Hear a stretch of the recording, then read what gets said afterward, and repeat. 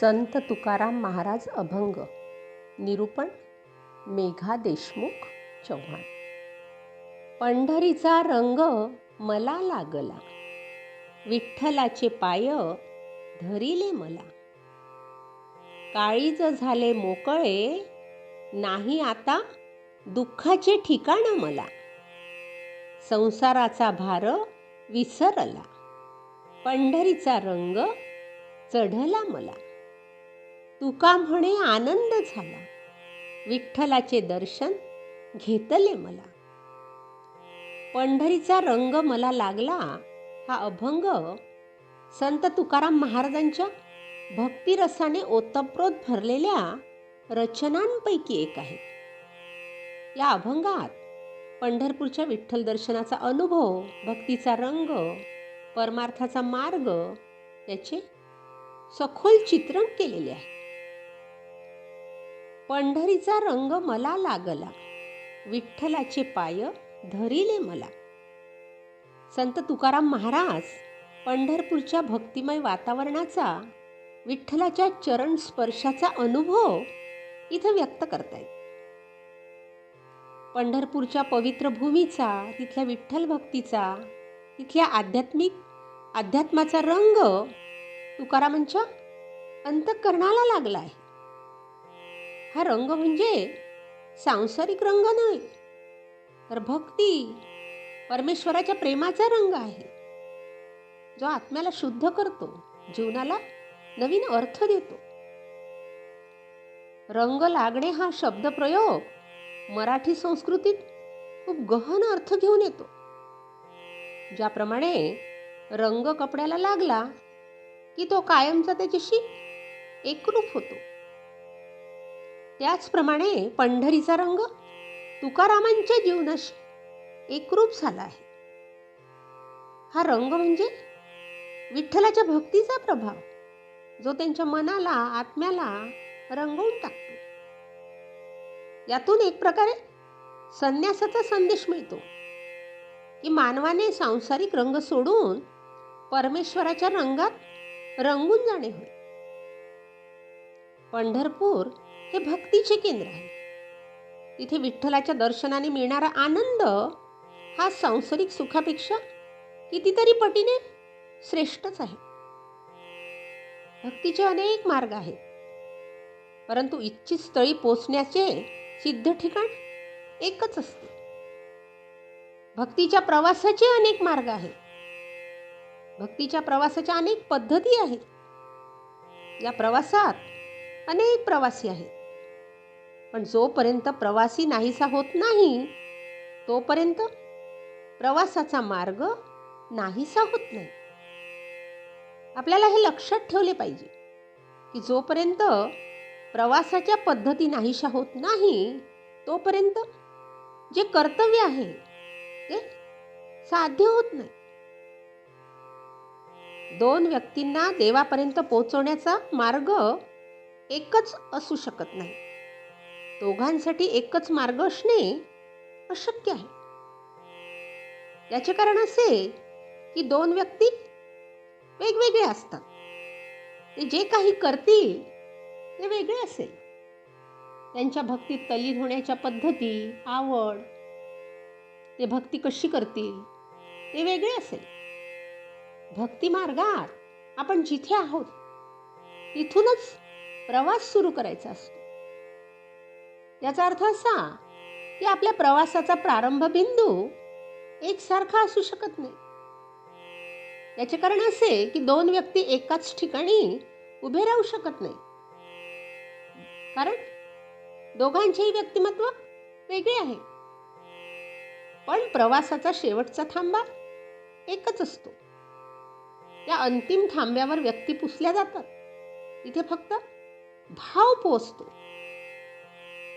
जिथे व्यक्ती पुसल्या जातात, व्यक्ती नाहीशा होतात, तेव्हा व्यक्तींमधील फरक देखील नाहीसा होतो. जोपर्यंत मी एक व्यक्ती आहे, तोपर्यंत मी जे काही करेन ते वेगळे असेल. मी ज्या मार्गावर चालत आहे तो योग्य आहे असे सर्वांना वाटते.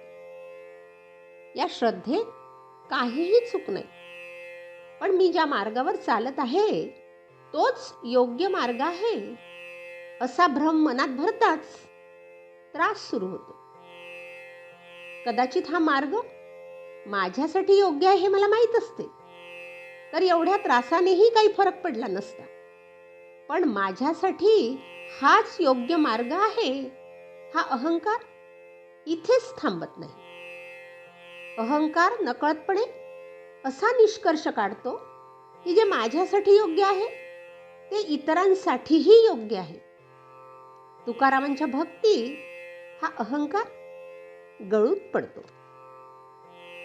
विठ्ठलाचे पाय धरिले मला, इथे तुकाराम महाराजांच्या पूर्ण शरणागतीचे प्रतीक असलेली ही ओळ आपल्याला दिसून येते.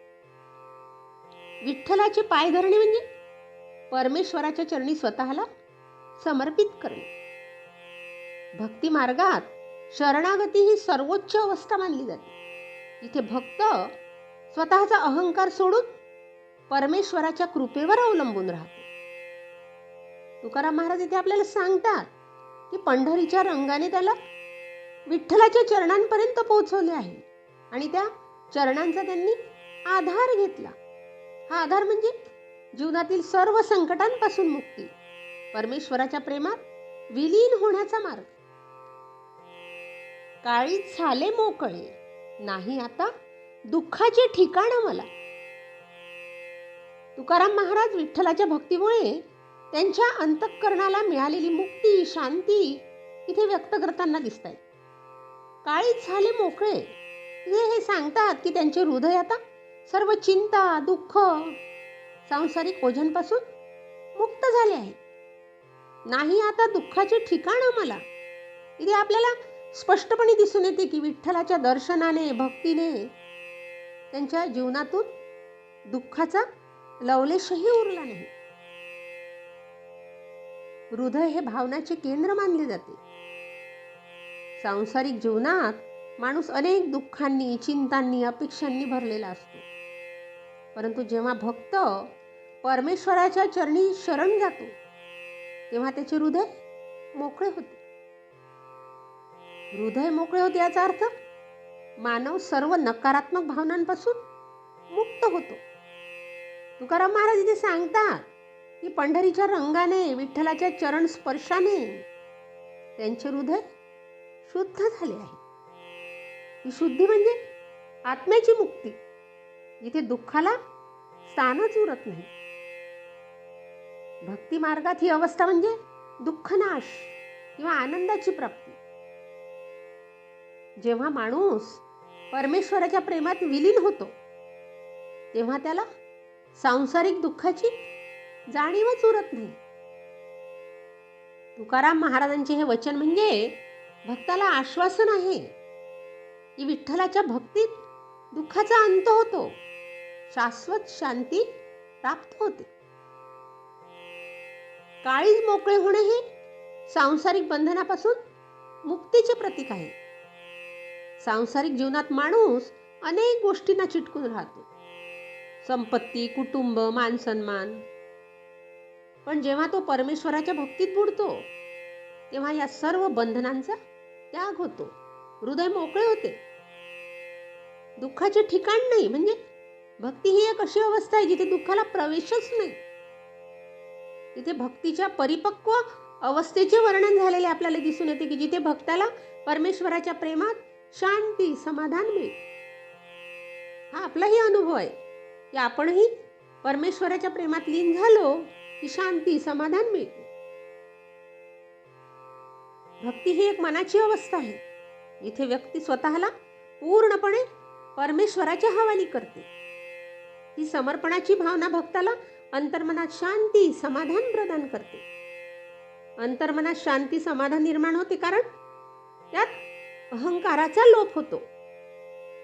जेव्हा भक्त परमेश्वराच्या प्रेमात डुबतो तेव्हा तो स्वतःच्या इच्छा, अपेक्षा, चिंता विसरतो. हा विसर भक्ताला मुक्तीचा अनुभव देतो, ज्यामुळे मन शांत, स्थिर होते. परमेश्वराचे प्रेम ही बाह्य गोष्ट नाही,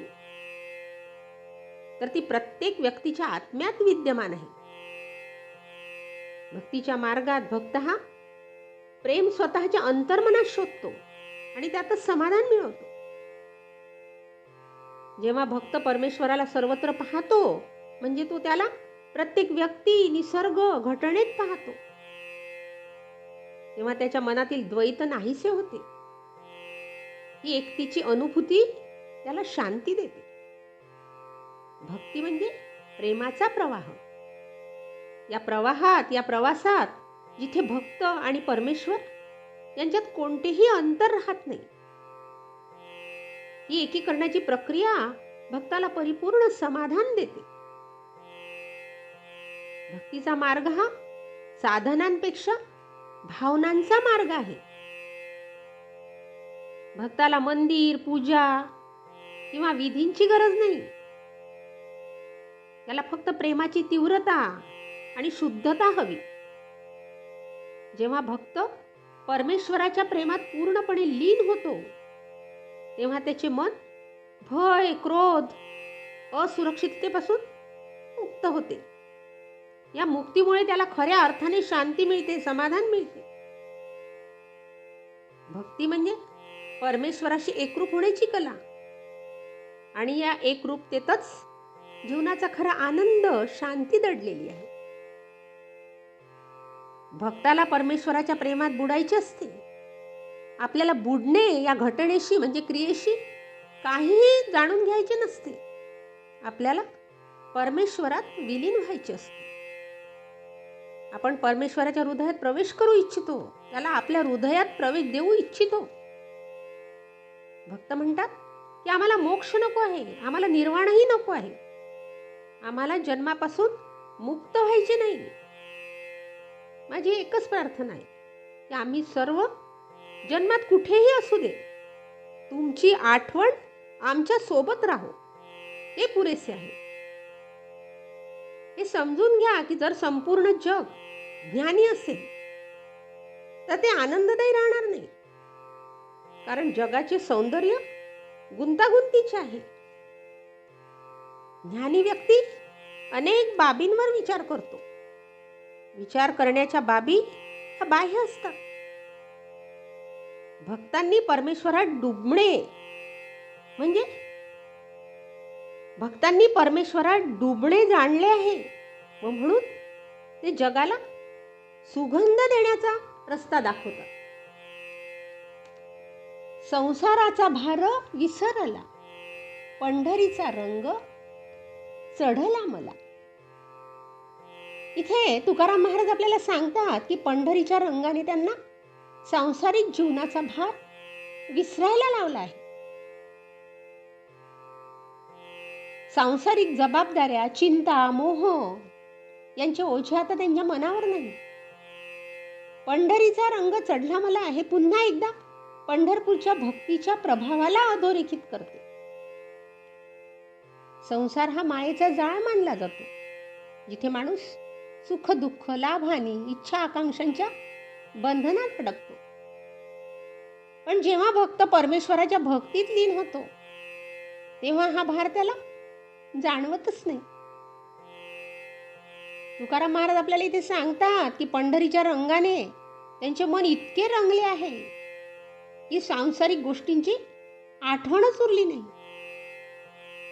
ही अवस्था म्हणजे वैराग्याची अवस्था, जिथे भक्ताला सांसारिक गोष्टीची आसक्ती राहत नाही, तो केवळ परमेश्वराच्या चिंतनात मग्न होतो. भक्ती मार्गात वैराग्य हे एक महत्त्वाचे पाऊल आहे. वैराग्य म्हणजे सांसारिक गोष्टीचा त्याग नाही, तर त्यांच्या प्रती असलेली आसक्ती सोडणे. तुकाराम महाराजांचे हे वचन भक्तांना प्रेरणा देते की विठ्ठलाच्या भक्तीत इतके रंगून जा की सांसारिक भार तुम्हाला ओझे वाटणारच नाही. वैराग्याचा खरा अर्थ समजून घेण्याचा दृष्टिकोन खूप खोल आणि स्पष्ट आहे. त्याग म्हणजे सांसारिक गोष्टीचा त्याग करणे किंवा जगापासून पळून जाणे नाही. हे जग सोडून जंगलात जाण्याबद्दल नाही किंवा इच्छा दडपण्याबद्दलही नाही. वैराग्य ही एक आंतरिक अवस्था आहे, एक जाणीव आहे ज्यामध्ये व्यक्ती जगामध्ये राहूनही त्याच्याशी संलग्न नसते. ही जगाबद्दलची एक खोल समज आणि उदासीनता आहे, जी एखाद्याला इच्छा आणि आसक्तीपासून मुक्त करते. खरा त्याग तेव्हा येतो जेव्हा तुम्ही पूर्णपणे जगता, जेव्हा तुम्ही इच्छा अनुभवता, त्यांच्या व्यर्थतेला समजता. तेव्हा स्वाभाविकपणे मन त्यापासून मुक्त होते. हा सक्तीचा त्याग नाही, तर एक नैसर्गिक प्रक्रिया आहे. उदाहरणार्थ, तुम्ही अन्न खाल्ले की भूक आपोआप कमी होते. त्याचप्रमाणे तुम्ही जेव्हा जगातील सुखदुःखात खोलवर पाहता, तेव्हा मन त्याकडे आकर्षित होणे थांबते. वैराग्य म्हणजे साक्षीदार असण्याची भावना. तुम्ही जगात आहात, पण त्याचा भाग नाही. तुम्ही पैसा, नातेसंबंध, आनंद नाकारत नाही, पण तुम्ही त्यात हरवूनही जात नाही. याला ध्यान कला म्हणतात, जिथे तुम्ही प्रत्येक अनुभव जाणीवपूर्वक जगता. हे जीवनाप्रती एक संतुलन आहे, जिथे कोणीही लाड करत नाही किंवा पळून जात नाही. वैराग्य ही अशी अवस्था आहे जिथे तुम्ही जगात राहूनही मुक्त असता, कारण तुमची जाणीव त्यापेक्षा वर गेलेली असते. हेच आनंददायी स्वातंत्र्य आहे, जे खऱ्या आत्मसाक्षात्काराकडे घेऊन जाते. संसाराचा भार हे सांसारिक जीवनातील सर्व कष्टांचे प्रतीक. कुटुंबाची चिंता, धनाची चिंता, सामाजिक जबाबदाऱ्या. पंढरीचा रंग चढणे हे भक्तीच्या प्रभावाचे प्रतीक, जो या सर्व ओझ्यांपासून मुक्त करतो. या चरणामध्ये भक्तीच्या उत्कर्षाचे वर्णन केलेले आहे, जिथे भक्त सांसारिक मायेतून बाहेर पडून परमेश्वराच्या प्रेमात विलीन होतो. तुका म्हणे आनंद झाला, विठ्ठलाचे दर्शन घेतले मला. तुकाराम महाराज त्यांच्या परम आनंदाची, विठ्ठलाच्या दर्शनाने मिळालेल्या परिपूर्णतेची भावना इथे व्यक्त करताना दिसते. तुका म्हणे आनंद झाला, त्यांना आता परम आनंदाची प्राप्ती झाली आहे. विठ्ठलाचे दर्शन घेतले मला, हे आनंदाचे कारण ते स्पष्ट करतात की विठ्ठलाच्या दर्शनाने त्यांचे जीवन धन्य झाले आहे. भक्तीचा परमोच्च बिंदू म्हणजे परमेश्वराचे दर्शन, त्यातून मिळणारा आनंद. तुकाराम महाराज आपल्याला इथे सांगतात की विठ्ठलाच्या दर्शनाने त्यांना शाश्वत आनंद मिळाला आहे. हा आनंद सांसारिक सुखापेक्षा वेगळा आहे, कारण तो आत्म्याच्या स्तरावर अनुभवला जातो. भक्ती मार्गात दर्शन ही सर्वोच्च अवस्था मानली जाते, जिथे भक्त आणि भगवंत यांच्यातील सर्व अंतर संपते आणि एकरूपता प्राप्त होते. तुकाराम महाराजांचा हा आनंद म्हणजे आत्म्याची परमेश्वराशी भेट, जिथे सर्व दुःख, चिंता, माया नाहीशी होते. हा आनंद म्हणजे मुक्तीचा आनंद, जिथे भक्ताला परमेश्वराच्या प्रेमात पूर्ण समाधान मिळते. भक्तीचा परमोच्च बिंदू म्हणजे परमेश्वराचे दर्शन आणि त्यातून मिळणारा आनंद. ही संकल्पना मराठी संस्कृतीत, अध्यात्मात खोलवर रुजलेली आहे. एक अशी अवस्था आहे जिथे भक्त आणि परमेश्वर यांच्यातील सर्व भेद मिटतात आणि केवळ शुद्ध प्रेम, समर्पण आणि आनंद उरतो. भक्ताची भाषा दोघांना स्वीकारते. ती भाषा संपूर्ण विश्वाला दोन भागात विभागते. त्यातील एक बाजू देवाची, दुसरी बाजू भक्ताची. या दोन मध्ये एक नाते निर्माण करते. असे काही लोक आहेत जे वेगवेगळ्या प्रकारे परमेश्वराची पूजा करतात. ते परमेश्वरापेक्षा स्वतःला वेगळे समजतात. ते असे म्हणतात, कारण एक असण्याचा आनंद तेव्हाच मिळेल जेव्हा आम्ही तुमच्यापेक्षा वेगळे असू. हा भक्ताचा विरोधाभास भक्तीचे महत्तम रूप आहे. भक्त म्हणतो, आम्ही तुमच्यापेक्षा वेगळे आहोत, कारण भेटीचा आनंद तेव्हाच येईल जेव्हा आम्ही तुमच्यापेक्षा वेगळे असू. जर मी आणि तू नेहमीच एक असलो तर भेटीचा संपूर्ण अर्थच हरवला आहे. आपण भेटलो किंवा न भेटलो ते सारखेच आहे. समुद्राकडे वाहणाऱ्या नदीचा हा नाचण्याचा उत्साह ही उत्सवी धावपळ असते. कारण समुद्र खूप दूर असतो आणि तिथे तो वेगळा असतो. आणि नदी व सागर हे समर्पण एक आनंदमय भक्तीचे रूप असेल. इथे नदी म्हणेल की समुद्र वेगळा राहू द्या, तो दूर राहू द्या, तो वेगळा राहू द्या, कारण कारण मला भेटीचा आनंद घ्यायचा आहे. आणि ही भेटीची घटना नेहमीच घडावी अशी माझी देवाकडे प्रार्थना असेल. भेटणे शक्य होईल म्हणून पुरेसे अंतर ठेवा. पंढरीचा रंग मला लागल. इथे संत तुकाराम महाराजांच्या भक्तीचा आणि अध्यात्माचा सारांश आपल्याला या अभंगामध्ये दिसून येतो. भक्तीचा मार्ग, शरणागती, वैराग्य, परमेश्वराच्या दर्शनाने मिळणारा आनंद याचे चित्रण इथे आपल्याला झालेले दिसून येते. प्रत्येक चरणात एक विशिष्ट आध्यात्मिक अवस्था दिसते.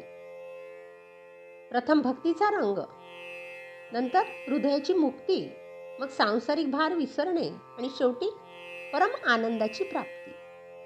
भक्ती ही आत्म्याची मुक्ती, सांसारिक मायेच्या बंधनातून सुटण्याची सर्वोत्तम वाट आहे. भक्ती म्हणजे केवळ पूजा किंवा कर्मकांड नव्हे, तर प्रेम आणि समर्पणाची अंतःकरणातून उमलणारी अवस्था आहे. भक्तीमध्ये रंगून जाणे म्हणजे स्वतःला पूर्णपणे परमात्म्याच्या हवाली करणे. यात अहंकाराचा लोप होतो आणि माणूस मायेच्या जाळेतून मुक्त होतो. सांसारिक माया ही इच्छा, आसक्ती, भौतिक सुखांच्या मागे धावण्याची वृत्ती आहे. ही माया आपल्याला खऱ्या सुखापासून दूर ठेवते.